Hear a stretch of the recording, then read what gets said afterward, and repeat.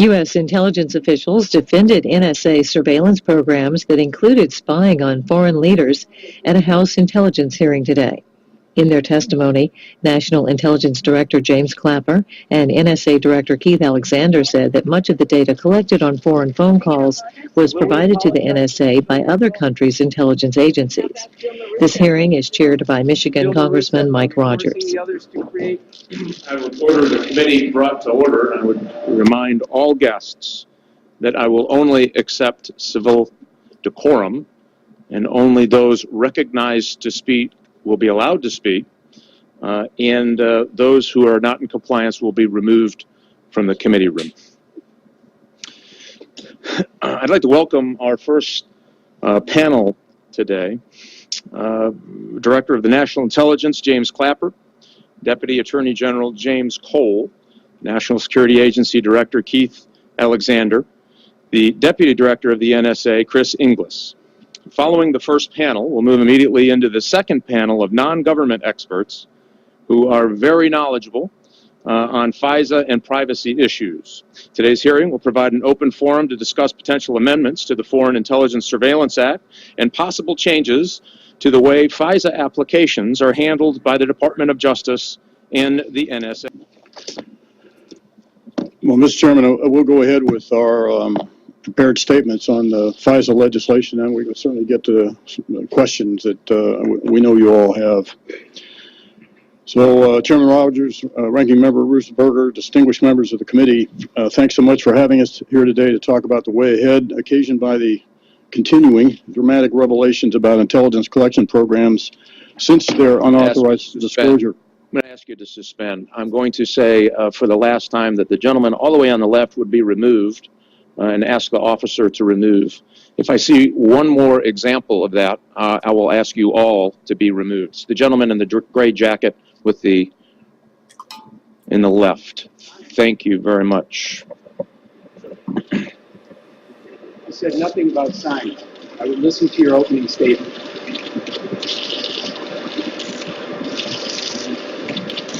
Stop spying. Gentlemen will continue. And about the steps that we're taking to make these programs more transparent while still protecting our national security interests. We each have statements, so I'll begin and then transition to General Alexander. This hearing is a key part of the discussion our nation needs about legislation that provides the intelligence community with authorities both to collect critical foreign intelligence and to protect privacy and civil liberties. We, all of us in the intelligence community, are very much aware that the recent unauthorized disclosures have raised serious concerns that you alluded to, both here in Congress and across the nation, about our intelligence activities. We know the public wants to understand how its intelligence community uses its special tools and authorities and to judge whether we can be trusted to use them appropriately. We believe we have been lawful and that the rigorous oversight we've operated under has been effective. So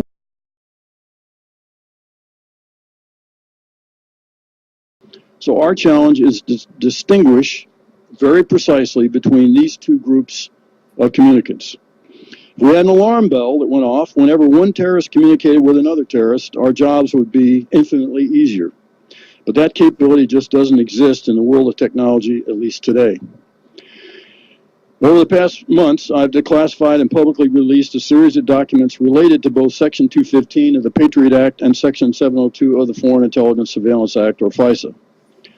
We're doing that to facilitate an informed public debate about the important intelligence collection programs that operate under these authorities. We felt that in light of the unauthorized disclosures, the public interest in these documents far outweighed the potential additional damage to national security.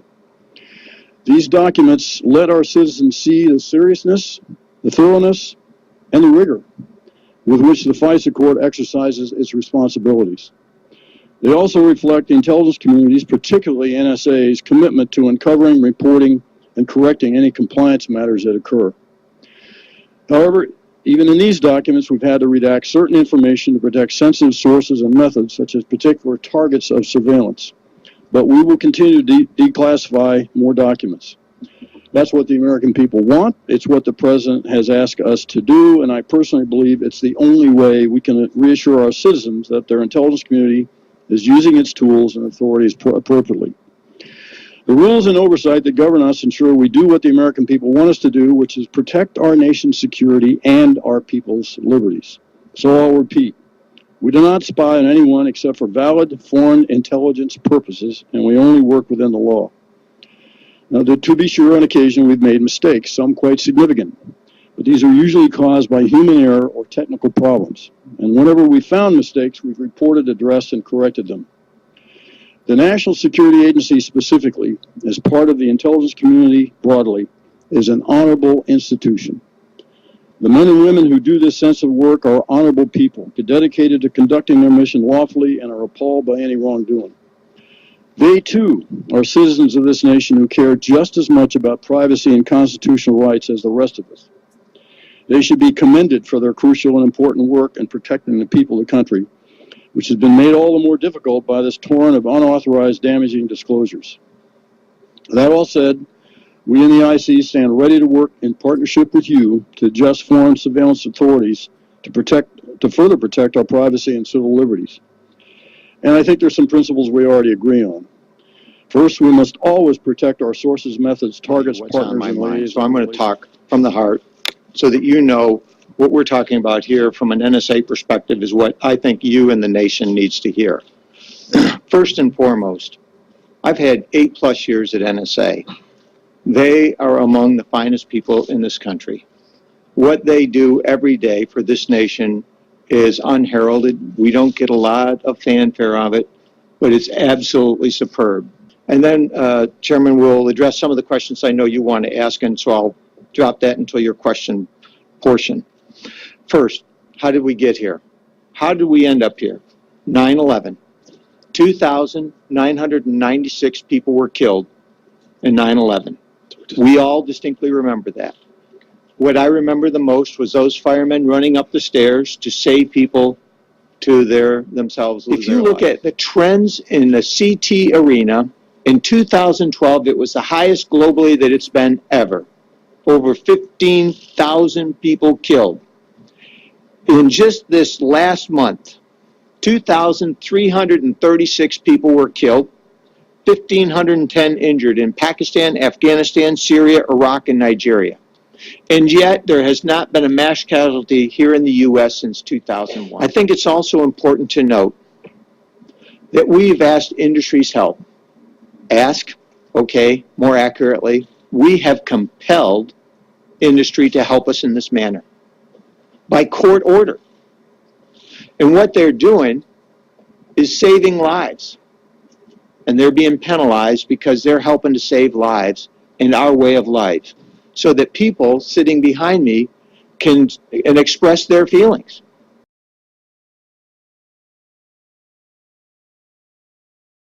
That's something that we all stand up for, so that they can say what they believe.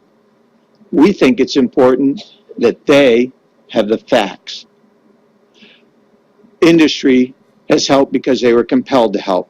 And I'll tell you, there are a lot of patriots out there that know that what they're doing is saving lives, not only here, but in Europe and around the world. And it's the right thing to do. And it's done under court order. Chairman, Ranking Member, it has been an honor and privilege to work with this committee, even though at times you wire brush us. You know that we're going to tell you the truth, the whole truth, and everything that we know every time. That's our commitment to you. And that's our commitment to this country. With that, Chairman, that ends my remarks. Thank you. Clock has reached 0, so I will remind members that we will recess the call of the chair. 5 minutes after the second vote, we will reconvene. And I would ask that we escort our panelists to the green room.